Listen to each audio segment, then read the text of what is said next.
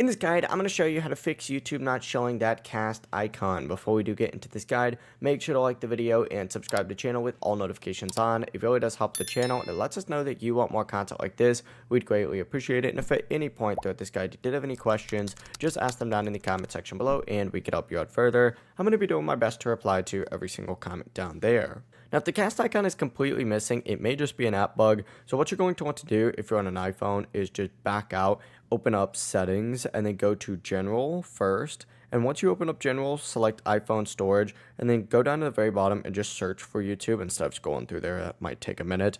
Open up the YouTube section and find this little offload app section right here. Select this, and this will reset the app files without deleting your YouTube account, your likes, your comments, or your uploaded videos. After that, just tap reinstall app, and once YouTube is reinstalled, just go ahead and open it up again.